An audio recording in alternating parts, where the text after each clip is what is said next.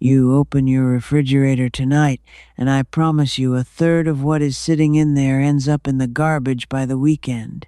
A housewife in 1933 fed a family of 6 on less than what you scrape into the trash every week. She did it on purpose, with methods written down and then forgotten. I found those methods buried in a stack of government pamphlets nobody had touched in decades. And one line in a Bureau of Home Economics bulletin from 1932 stopped me cold, because it explained why your grocery bill keeps climbing while your plate keeps getting emptier. Stay with me, because the last trick I uncovered lets you cook a full hot meal using almost no fuel at all, in an ordinary kitchen, on the smallest budget you can imagine. Let me back up and tell you how I got here, because I did not start out believing any of this. It started at my own kitchen table about 2 years ago. I was doing the thing you have probably done.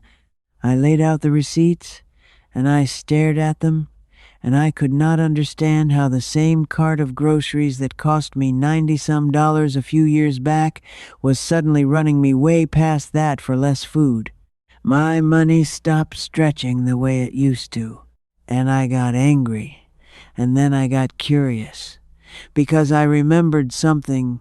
My grandmother raised 4 children through the 1930s on a railroad man's wages that disappeared for months at a time, and I never once heard her complain about food, not once. So I started asking a simple question: what did she know that I do not? That question turned into an obsession. I started pulling old documents, county library microfilm, university archives, agricultural extension bulletins printed on paper so brittle the corners came off in my fingers. And what I found was not a collection of sad, desperate recipes.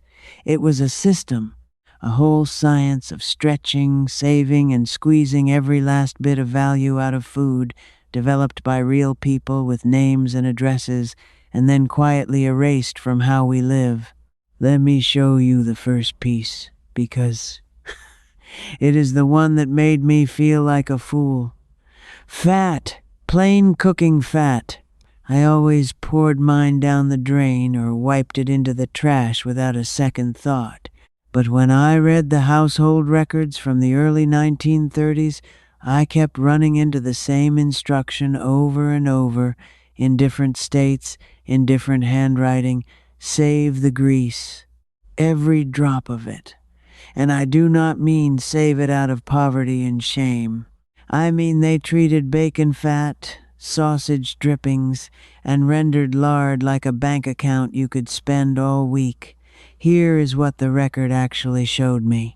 A woman would keep a tin can or a ceramic crock right next to the stove, and after every meal that produced fat, she poured it in through a little strainer she made from cloth. That fat became the cooking oil for the next 3 or 4 meals. She fried potatoes in it. She started her gravy with it.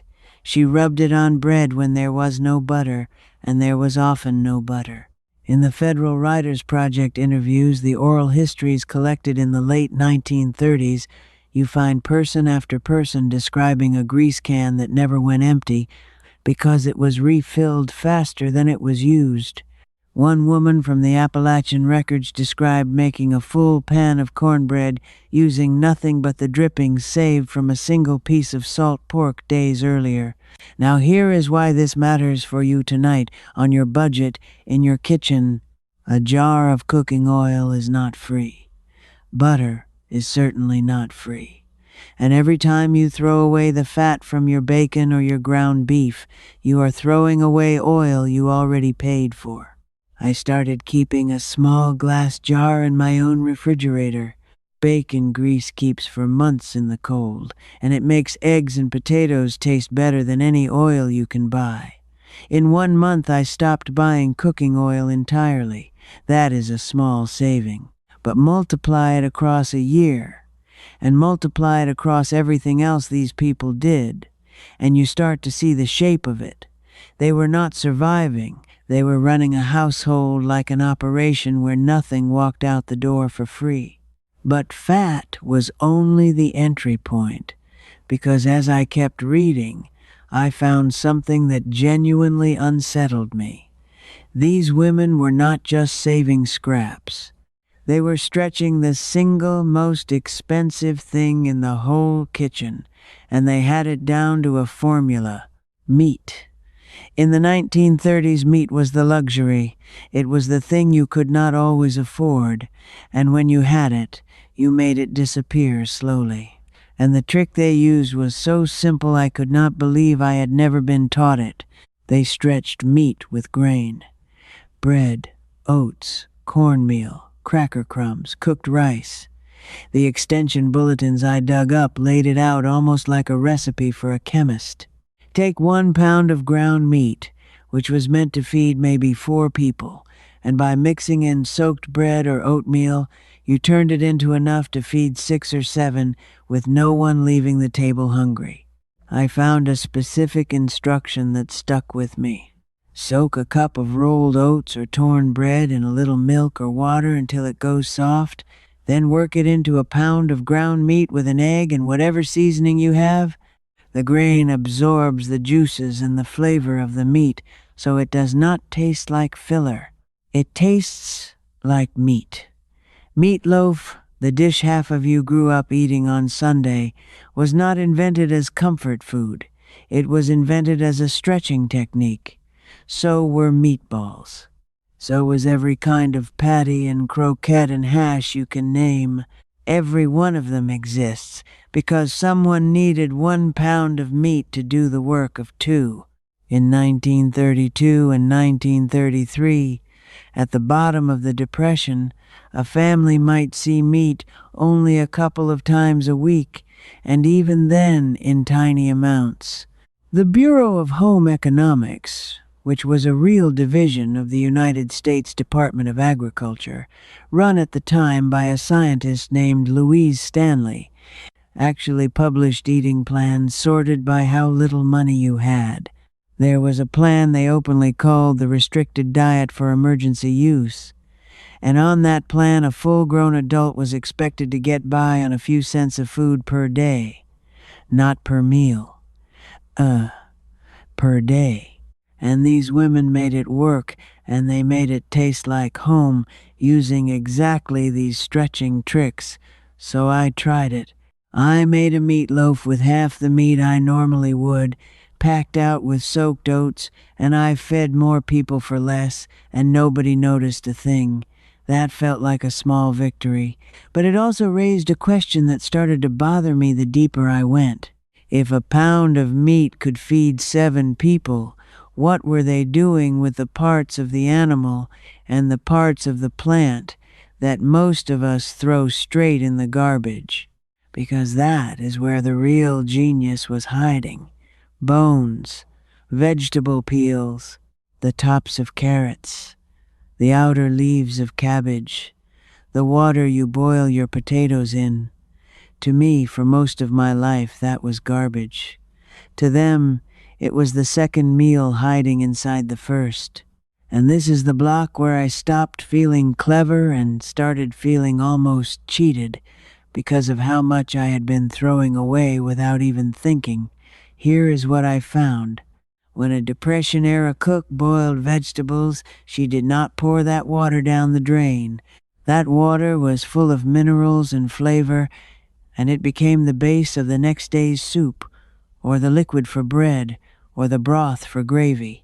When she had a bone, any bone, from a chicken back to a ham hock to the trimmings off a steak, that bone went into a pot of water and simmered for hours, sometimes days, on the back of a low stove, and it gave up gelatin and flavor and nourishment that turned plain water into stock worth more than the meat it came from. There is a reason nearly every cheap Depression meal starts with a soup or a stew. Soup is a machine for turning scraps into a meal, and the specificity in these records is what made it real for me. I read a household account where a single ham bone, already picked clean, was used to flavor 3 separate pots of beans across a week before it was finally thrown out, and even then it went to the dog first. I read about potato peelings being fried crisp and a little of that saved grease and salted as a snack for children so that even the skin of the potato became food. Nothing, and I mean nothing, left that kitchen with any value still left in it. Let me give you the one that shocked me most because it sounds like a joke until you make it. Water pie. In the deepest part of the Depression, when there was no fruit, no filling, sometimes barely any milk, people still wanted something sweet, because a little sweetness at the end of a hard day matters more than the calories. So they made a pie out of water. Water, a bit of flour, a bit of sugar, a spoon of butter or fat, a splash of vanilla if they had it, poured into a crust and baked. And the flour thickens the water and the sugar as it bakes, and it sets into something like a custard. It is not fancy, but it is real, and it is sweet, and it was built out of almost nothing. I made one. My wife did not believe it was mostly water until I told her. Now stop for a second, because I know exactly what some of you are thinking right now, and I thought it too. You are thinking this is all fine for somebody with a real kitchen, a stocked pantry, time on their hands, and maybe a little garden out back. You are on a fixed income. Maybe you are in an apartment. Maybe cooking a big pot of stew from scratch sounds like a luxury you cannot afford in money or energy. So I want to talk directly to you now, because the next part is the part I built for exactly your situation, and it is the part that changed how I shop. And the numbers behind this are what got me, but before I go further, I want to tell you something important. 2 years of digging through those government bulletins and oral histories eventually became a book, and I want you to know it exists. It is called Depression Kitchen, and alongside it I put together Depression Proof, a practical guide built entirely from the real methods these households used, the ones I kept testing on my own stove. Everything in these videos, and a great deal more that I cannot fit into any single recording, is laid out there step by step. If this kind of buried knowledge pulls at you the way it pulled at me, the book is described in the link below. Now, back to what those numbers actually revealed, because this is where the system starts to come into full view. The single most powerful thing I pulled out of these records costs you nothing to start, and you can begin this week no matter how small your home is or how little you have. It is not a recipe. It is a habit. And it was the backbone of the whole system. They planned meals backward from what they already had, never forward from what they wanted. Let me explain the difference, because it is everything. Most of us decide what we feel like eating, then go buy the ingredients to make it. That is the expensive way. It is how the marketing wants you to shop. The Depression cook did the opposite. She looked at what was already in the house, what was left over, what was going soft, what was nearly gone, and she built the meal around using that up first. The meal served the pantry. The pantry did not serve the meal.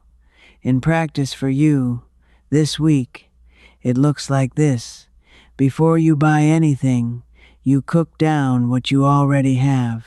That soft onion, those 2 eggs, that half a bag of rice, the end of the bread, you make that into a meal first. You designate 1 dinner a week, and the old records basically did this without naming it, where the only rule is that nothing new gets bought, and nothing already open gets wasted. They had a name for these meals in some regions. Clean out the icebox soup. Everything that was on its way out went into one pot. And here is the money part. When I started doing just this one thing, one deliberate use-it-up meal a week, my grocery spending dropped noticeably within a month, because I finally saw how much I was letting spoil. You do not need land. You do not need savings. You do not need a garden. You need a pot and the decision to stop shopping forward and start cooking backward. That is it. That is the habit that carried families through the worst years this country has ever seen, and it fits in the smallest kitchen you can imagine. And this is the moment in my research where the curiosity turned into something closer to anger, because I started asking the obvious question. If this knowledge was so powerful, so effective, so proven, then how did we lose it so completely? How did I, a grown man who grew up hearing my grandmother's stories, end up throwing away bacon grease and boiling flavor down the drain my entire adult life? Somebody somewhere benefited from me forgetting, and the deeper I dug, the clearer that got. Think about it. Every one of these skills makes you need less. Less oil, less meat, less packaged food, fewer trips to the store. A household that runs the Depression way is a household that spends less money, and in an economy built on getting you to spend more, that kind of self-reliance is not profitable for anybody but you. Starting in the years after the war, the whole current of American life turned against these habits. Convenience became the selling point. Why save grease when you can buy oil in a bottle? Why simmer a bone for broth when you can buy it in a can? Why plan around your pantry when the freezer aisle has a whole dinner ready in a box? Every one of those messages sounds like progress, and every one of them quietly transferred the value that used to stay in your kitchen into somebody else's cash register. I am not telling you convenience is evil. I am telling you it was sold to us, and the price we paid was not just money. We paid with the knowledge itself. My grandmother's generation knew how to feed a family through a collapse. My parents' generation half remembered it. My generation forgot it entirely. And a lot of you watching are feeling the cost of that forgetting right now. Every time you check the total at the register and feel your stomach drop. The methods did not stop working. We just stopped being taught them, because there was more money in our ignorance than in our skill. But here is the part that gives me hope, and here is why I kept digging even when it made me angry. The knowledge was not destroyed. It was buried, not burned. It sat in those bulletins, in those oral histories, in the memories of the oldest among us, waiting for somebody to go looking. And that brings me to the last thing I found, the one I promised you at the very start, the method that lets you cook a full hot meal using almost no fuel at all. This is the one that made 2 years of digging worth it. Let me set it up, because you need to understand the problem it solved. During the Depression, fuel to cook with was not free either. Coal, wood, gas, kerosene, electricity where it even existed, all of it cost money, and a stove burning for hours to slow cook a pot of beans or a tough, cheap cut of meat was burning money the whole time. Those cheap cuts and dried beans were exactly what poor families could afford, but they were also exactly the foods that needed the longest, most fuel-hungry cooking. That was the trap. The cheapest food required the most expensive cooking, and the solution I found breaks that trap completely. It is called the fireless cooker. And when I first read the name, I pictured some complicated contraption. It is the opposite. I traced it back to a United States Department of Agriculture publication, Farmer's Bulletin number 771, titled Homemade Fireless Cookers and Their Use, and versions of this idea were promoted hard through the 1920s and into the Depression years because they saved so much fuel. Here is the entire secret. You bring your pot of food to a full, rolling boil on the stove for just a few minutes. Then you take it off the heat while it is still boiling hot, and you bury that pot inside a heavily insulated box, packed tight with hay, straw, crumpled newspaper, old blankets, wool, whatever you have. You close the lid, and you walk away. That is it. The food keeps cooking. The heat you already put into it has nowhere to escape, so the pot stays hot enough to slowly, gently cook that food to done over the next several hours, using not one more bit of fuel than those first few minutes of boiling. A pot of dried beans that would take hours of a burning stove finishes itself inside that insulated box while you do other things. Tough, cheap cuts of meat come out tender, soups deepen, grains cook through, and your fuel cost is a fraction of what it would have been. I built one myself to test it because I did not believe it. I did not have hay, so I used a cardboard box, a cheap foam cooler, and a pile of old towels and crumpled newspaper. I brought a pot of beans to a hard boil for about 10 minutes, packed it in, closed it up, and left it. Hours later I opened it and the beans were fully cooked, tender, still warm enough to eat, and I had run my stove for 10 minutes instead of 2 hours. The old records were not exaggerating. Some of the historical versions even had a fitted lid packed with insulation on top and heated soapstones or bricks placed above and below the pot to add even more stored heat for things that needed it. Whole families cooked whole meals this way, and it was promoted by the government itself as a way to save fuel and money without giving up a hot, nourishing dinner. Think about what this means for you. If the power flickers, if the gas bill frightens you, if you are on a fixed income and every hour that stove runs costs you money you counted twice. This one technique from a bulletin printed over 100 years ago hands you a way to cook slow food for almost free. A cheap cut of meat and a 50-cent bag of dried beans, cooked with 10 minutes of fuel instead of 2 hours. That is not a novelty. That is real, tested, government-documented survival knowledge, and it was sitting in an archive waiting for somebody to blow the dust off it. And that is the whole point of what I have been doing at that kitchen table for 2 years. This knowledge was never lost. It was set down and abandoned because it was more useful to somebody else that we forget it. The women who ran these households were not helpless victims of hard times.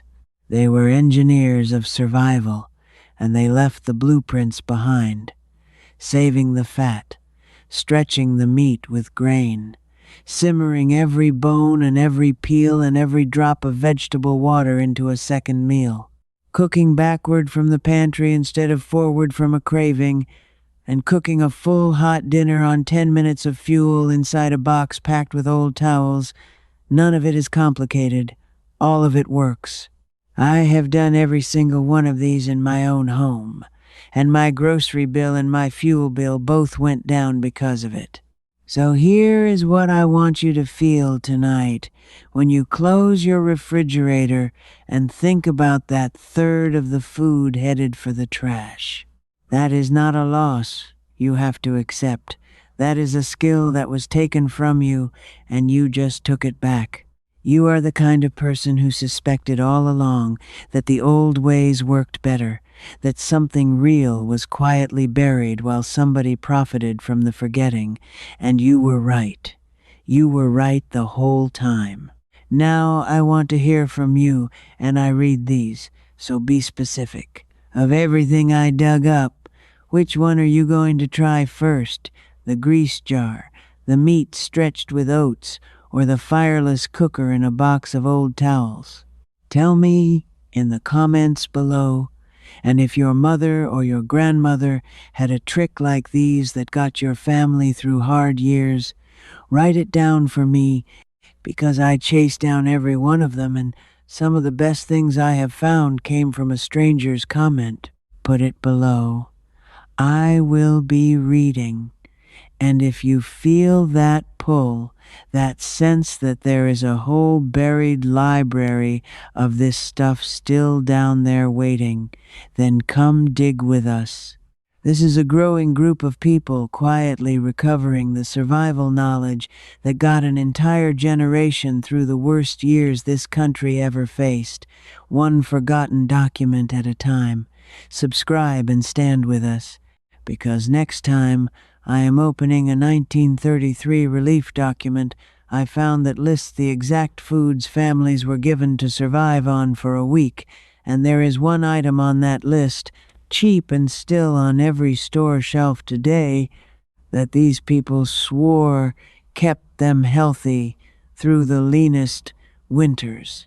I found it, I tested it, and I cannot wait to show you what it is. I found something that stopped me cold, and I only had room to show you the beginning. Inside my membership, the Hard Times Circle, I continue this video right where we left off. And if a question comes up, ask me directly. I answer you myself, a real person, not a machine. You won't be doing this alone. Just point your phone's camera at the code on your screen. Cancel anytime, one click.